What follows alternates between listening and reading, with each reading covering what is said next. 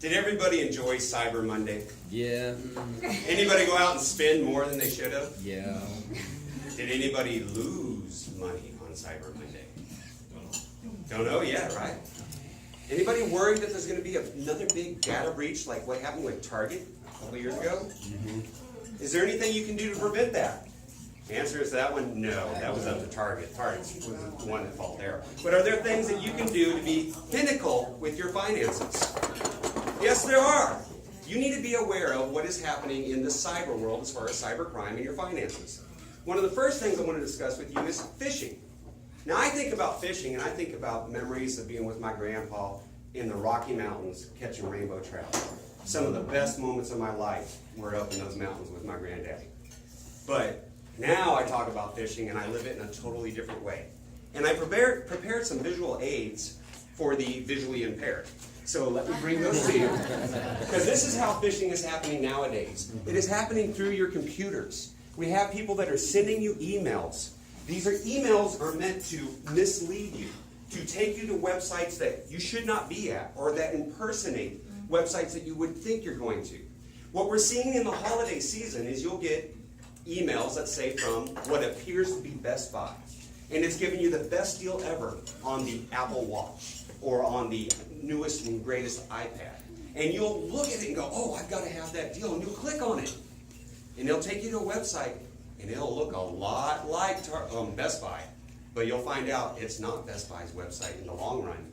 After you've made and placed your order, you'll find out that your bank account has been emptied out. What do you do then?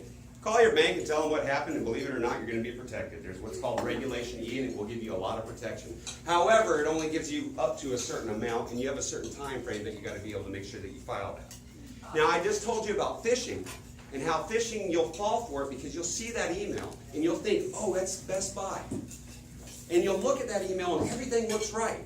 And the thing is, it's the way the human mind works, because another one of my visually impaired aides here, if you look at that and you read that, what do you actually read? What do you actually see? Most people see that, and your brain adjusts for what you should be reading, not for what you actually see, because it says, you this read wrong. But most of you read this wrong. And it says, a bird in the bush. The bush is not correct. But most people see it and they just go, a bird in the bush. Well, there's a technique called farming that exists on the internet as well. Farming is where people will go and make false websites. For example, let's say Target. We go to target.com, it's T-A-R-G-E-T.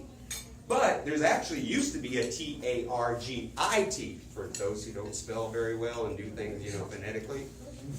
And it would look just like Target's website. It would give you even better deals than Target's website. And you could add things to your cart and you could check out, as long as you, of course, inputted your financial information. The problem was, you never got the product. But your bank account got emptied out. Don't fall for farming. A good way to get around farming is use Google. In fact, the truth is, Google's the secret to my genius. At least that's what my staff and wife believe, that I'm a genius. Because they ask me something and I Google it. And Google gives me the answer, and I just relay what Google tells me. Well, one of the safest things you can do is if you see a deal and it looks like it's too good to be true, Google it. If you want to go to a website, Google it, because Google will show you if it's a safe, protected, known website. So it's a great tool to be able to help protect you from falling for farming. Another technique that we're seeing cyber criminals use is not even in the cyber world anymore. What they're doing is they're getting your information, and this is mostly for businesses. It's not really going to be at the personal level. But they're getting your business information. They're figuring out who you do business with. Most particularly, they're finding out who you pay bills to. And then they are going through and they're sending letters to you. And these letters will look official. They will come even certified mail so that you have to sign for it. And in that letter, what it will do is it will instruct you to make changes to how you are making payments to businesses. It will say, let's, for example, take the lawnscaping business that you're paying to come and make your business look nice. It'll say the lawnscaping company has changed the bank that they're working with, and that they now want you to send money to this bank and to this account number. which is not what you've been historically doing. But because it came certified mail, because it comes on company letterhead, people fall for it. So it's a cyber crime, but it's happening in the physical world. But yet, people still fall for it.